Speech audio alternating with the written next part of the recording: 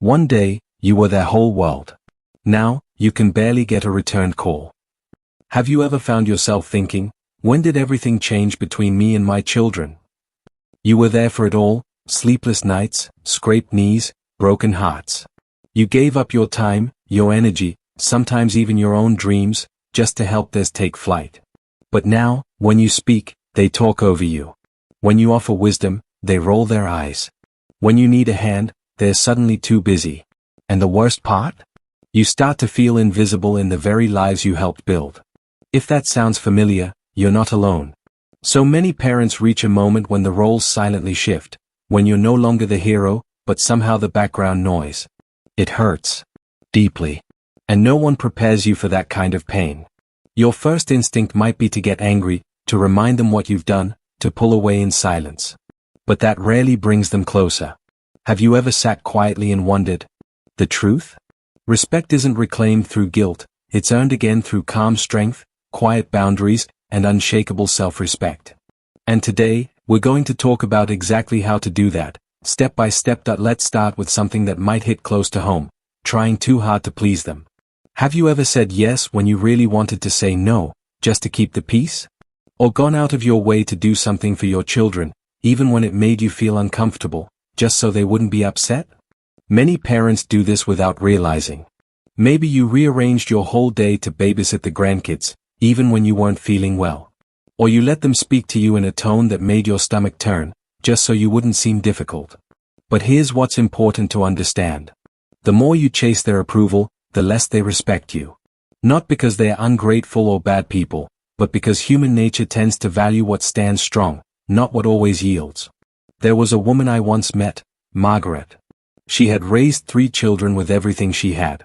But as she got older, she started stepping aside more and more. She let them make decisions about her home, her health, even her money. I just want to keep the family together, she said. But the more she gave in, the more they stopped listening. She thought she was being kind. What they saw was someone they didn't have to take seriously anymore. You see, respect doesn't come from sacrifice. It comes from self-respect. When you begin putting yourself second in everything, you quietly teach the people around you that your voice, your needs, your time, they don't matter as much. And people respond to that message. So, if this sounds familiar, let me say this clearly. It's time to stop bending over backward. It's okay to say no. It's okay to set limits. You are allowed to speak up when something doesn't feel right. You are allowed to take up space. And you don't need their permission to do so. Respect starts with you. The more you honor your own boundaries, the more others will, too. It doesn't mean being rude. It just means showing your children that your time, your energy, and your presence are valuable, and that you're not afraid to stand tall in your truth. Now, let's talk about another reaction that's tempting but rarely works, arguing. When someone talks down to us, our first instinct is often to push back. You want to say, "How dare you speak to me that way?" Or, "Do you remember everything I've done for you?" And while that response might be justified, it usually doesn't change anything. In fact, it often adds fuel to the fire. Here's something that can truly shift your experience. Stop arguing. Start leading. When you respond to disrespect with anger or emotional outbursts, it shows that the other person still has control over your inner peace. But when you respond with calm, measured confidence, it sends a completely different message. It says, "I don't need to raise my voice. I know who I am." Let me tell you about Frank, a retired teacher I knew. In his classroom, students respected him for decades. But at home, his adult children barely listened. They talked over him, dismissed his concerns, even mocked his ideas. At first, Frank fought back. Every conversation turned into a debate. Every disagreement ended in shouting. And still, nothing changed. Then something shifted. Frank decided to stop fighting. He still shared his thoughts, but calmly, without trying to win. He stopped chasing their respect and started embodying it. He carried himself like someone who already had nothing to prove. And something amazing happened. His children began to notice. They started listening more, not because he yelled louder, but because he stopped playing the same old game. You don't have to fight for respect. You just have to live it. Let your calm become your power. Let your tone carry your strength. You don't need to convince your children to see your worth. They'll feel it in your presence. And one more truth that might feel heavy, but also freeing. You don't need your children to fulfill you emotionally. That doesn't mean you don't love them deeply. Of course you do. But the more you depend on them to make you feel appreciated, the more the dynamic shifts in the wrong direction. People, even our own children, respect those who are emotionally independent. When your sense of happiness, your sense of peace, comes from within, not from how often they call, how sweet they are, or how much they do for you, they begin to see you differently, not as someone clinging to the past, but as someone with a rich and meaningful life of their own. I remember Helen, a beautiful soul who had given everything to her children. But when they grew up and moved away, she was heartbroken. She waited by the phone. She called every day. She reminded them how much she missed them. And they started pulling away. She didn't understand. She was giving love. Why weren't they returning it? Then one day, she decided to focus on herself. She joined a dance class. She met friends for lunch. She started reading again, painting again, laughing again. And do you know what happened? Her phone started ringing more. Her children wanted to hear about her life. They missed her, not just her attention. Because now, she wasn't chasing their presence. She was attracting it, simply by living fully. So if you've been feeling that ache in your chest when they don't call, or that quiet sadness when they don't visit, remind yourself. Your worth doesn't come from how much attention they give you. It comes from within you. And the more you tend to that inner light, the more others will be drawn to it, naturally, respectfully, and consistently. When you begin to step back emotionally just a little, not in anger but in strength, something begins to shift. Your children stop seeing you as someone constantly waiting for their approval and start seeing you as someone who values themselves, someone with depth, confidence, and quiet power. That shift is subtle at first, but it's real. And with time, it becomes undeniable. But to truly rebuild that foundation of respect, there's something else just as essential. Boundaries. Strong, clear, and loving boundaries. Now, boundaries aren't about walls or shutting people out. They're about teaching others how to treat you. And believe it or not, many adult children push boundaries not because they're intentionally disrespectful, but because the boundaries were never clearly defined to begin with. Think about it. If your children interrupt you constantly, make major decisions without your input, or speak to you in a tone that makes you feel small, it's likely not because they are cruel. It's because at some point, those behaviors were allowed and never corrected, not out of weakness, but maybe out of love or a desire to avoid conflict. But here's the thing, love without boundaries can turn into resentment. And silence, over time, becomes permission. Let me tell you about Robert.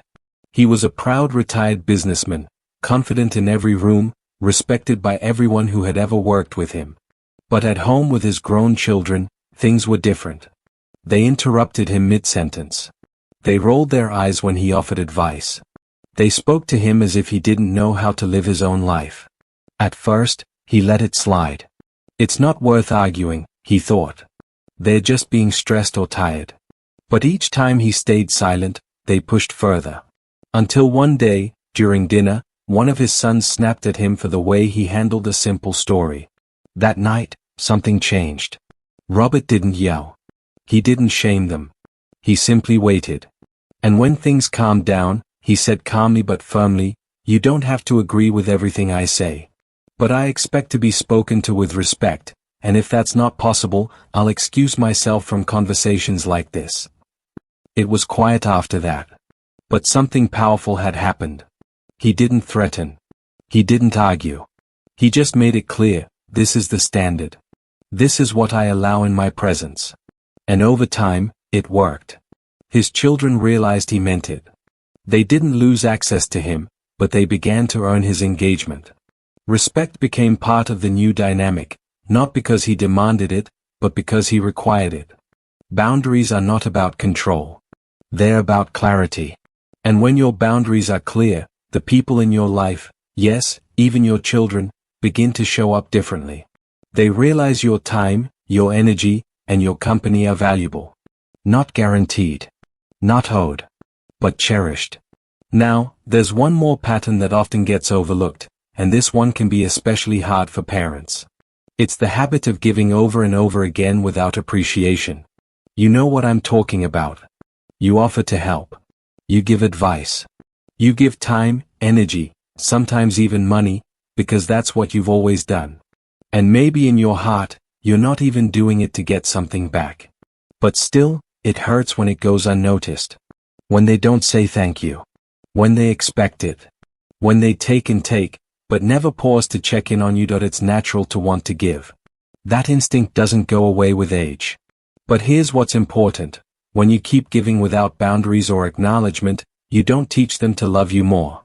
You teach them to expect more. And slowly, your generosity becomes background noise, something they don't even see anymore. George, a father of 3, was always the helper. He'd lend money without hesitation. Show up anytime they needed help moving or fixing something.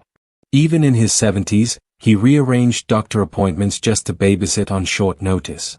But when he had a minor surgery, none of his children offered to stay with him afterward. They all had things going on. That moment broke something in him. And instead of lashing out, he paused. He reflected. Then he made a quiet but firm decision. No more automatic yes. From now on, he would help only when it was truly needed, and when it was appreciated. He didn't become bitter. He became clear. And slowly, his children noticed. When they asked for help, they heard, "I'd love to, but I have other plans that day." Or, "I'm happy to assist if you handle X, Y, and Z." At first, they were confused, even annoyed, but soon, they began to show more gratitude. Because the help wasn't expected. It was valued. The truth is, when you pull back just enough to let others feel the weight of your absence, they begin to appreciate your presence again. That you don't need to stop being kind. But kindness without boundaries becomes a disservice, to you, and to them. And while we're here, let's take a moment to reflect on this core truth. You are not just a parent. You are a person with your own life, dreams, time, and identity. And one of the most empowering, healing things you can do, for your children and for yourself, is to build a life that exists outside of them. I know that might sound strange at first. Maybe you spent decades putting your family first. Maybe you've told yourself, "I'll start taking care of myself once the kids are settled." But now that they're grown and you're in this next season of life, ask yourself, what fills your cup? Because here's what happens when your children see that you're living, not just waiting. They admire you. They're drawn to you. And they respect you, not because they feel guilty, but because they see someone who radiates dignity and purpose. You are not here just to serve them. You're here to live fully, to rediscover parts of yourself that may have been put on pause. Whether it's joining a class, picking up a new hobby, traveling, reconnecting with old friends, or simply enjoying your mornings at your own pace, you are allowed to prioritize your own joy. And when you do, something beautiful happens. Your children start seeing you not just as mom or dad, but as a whole, vibrant person. Someone with their own story, their own strength, their own light. Now that you've begun shifting how you carry yourself, speaking up when you need to, setting healthy limits, and letting go of old expectations, you may start to notice something powerful. The tension begins to ease. The weight on your chest lightens. You're no longer walking on eggshells or hoping for scraps of appreciation. You're standing tall again. Not because your children have changed overnight, but because you have. And that's the heart of it. You see, respect isn't something we force out of others. It's something we quietly inspire by the way we live. And the moment you start living with more self-respect, everything else begins to fall into place.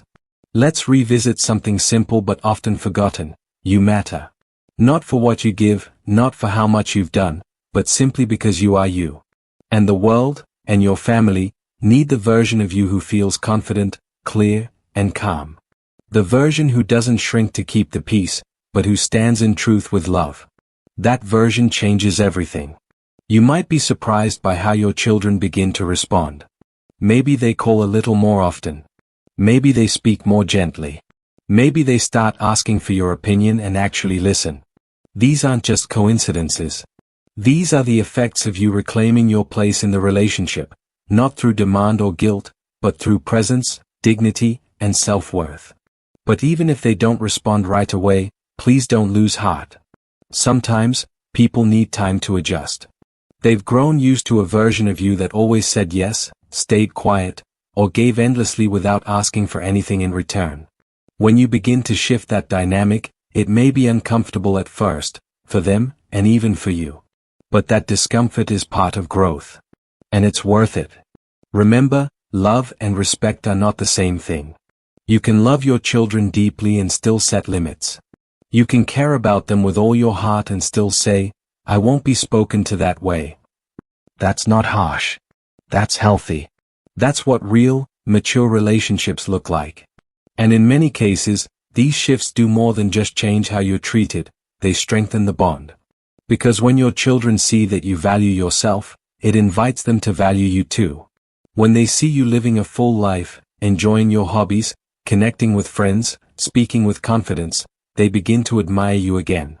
Not out of obligation, but out of genuine respect. So, here's the question I'd like you to gently ask yourself today: where am I still giving my power away? Is it in the way you always say yes, even when you want to say no? Is it in the way you stay silent when your voice deserves to be heard? Or maybe it's in the way you wait for their approval to feel good about yourself. Wherever that is, start there. Make one small change. Maybe it's saying, I have other plans today, but I'd love to see you another time. Maybe it's telling your son or daughter, I deserve to be spoken to respectfully. Or, this conversation can wait. Maybe it's taking that long postponed trip, joining a new group, or picking up that hobby you've been putting off. Small steps. That's all it takes. And please don't think you have to be perfect. You don't have to get everything right. What matters is that you begin, that you start honoring your voice, your time, your worth, because that's where respect is born. If this message resonates with you, if you've ever sat with that quiet ache of feeling overlooked or undervalued by your own children, I want to say this from the heart: you deserve better. Not because of what you did in the past, but because of who you are right now. And if you're still watching, I want to thank you for your presence, your openness, and your willingness to look inward. That takes strength. That takes courage. And that means you're already on the path back to the respect you deserve. Now, I'd love to hear from you. Have you experienced moments when your children spoke to you without the respect you hoped for? Have you tried setting boundaries or stepping back emotionally? What helped you the most? Your story might be exactly what someone else needs to hear. Leave a comment below, even if it's just a few words. And if you found this video helpful or healing in any way, please give it a thumbs up. It truly helps others find this kind of content. And if you haven't yet, subscribe to the channel and hit that little bell so you'll always know when we post more videos to support you, uplift you, and walk alongside you. You are never too old to reclaim your voice, never too late to rebuild respect, and never too far from the love and peace you truly deserve. Thank you for spending this time with me. You are worthy, you are strong, and you are not alone. Until next time, take care, and remember, living with dignity is the most powerful message you'll ever send. Number 7. Cognitive function and morning shower safety. Why does your brain betray you in the early morning shower? Are you aware your decision-making ability plummets during certain hours? Neurologists at Stanford University have found that cognitive function in seniors is at its lowest between 4 to 8 a.m., with reaction time slowed by up to 30% compared to midday performance. Dr. Jonathan Miller, neurologist specializing in circadian rhythm impacts on brain function, explains, cognitive processing speed, decision-making, and reaction time are all significantly impaired during early morning hours, particularly in adults over 65. This creates a dangerous situation when combined with tasks requiring vigilance and quick reactions such as adjusting water temperature or responding to slippery surfaces. Take the tragic case of Franklin Wilson, a 79-year-old who was normally sharp and alert throughout the day. One morning, he failed to notice his shower water had become scalding hot during his 6 a.m. shower, resulting in severe burns that required hospitalization. I would have immediately noticed the temperature change at noon, Franklin later said. But my brain just wasn't fully functioning that early. Here's your safety plan. Set a consistent shower time between 10 a.m. and 2 p.m., when your cognitive function is at its peak. Use a shower timer with an alarm to limit exposure time when your alertness may be compromised. Make this change to your routine immediately. Your brain function could mean the difference between catching yourself during a slip or suffering a catastrophic fall. Are you risking your safety by showering when your brain is least capable of protecting you? Let me ask you something. Is the convenience of an early morning shower worth risking your life? The science is clear. Showering between 4 a.m. and 8 a.m. after age 70 is playing Russian roulette with your health. But you now have the knowledge to protect yourself and your loved ones. Now you know exactly why showering at the wrong time of day can be fatal after 70, and precisely what steps to take to protect yourself. These simple changes, adjusting your shower time away from early mornings, installing safety devices, staying hydrated, and being mindful of medication timing, can literally save your life. Your independence and safety aren't mutually exclusive when you have the right information and take immediate action. If this information shocked you as much as it did me, hit the like button right now and share this video with every senior you care about. It could save their life tomorrow morning. Comment below what time of day you typically shower, and if you'll be changing your routine after watching. Subscribe and hit the notification bell to receive more life-saving senior safety tips that most people never learn until it's too late.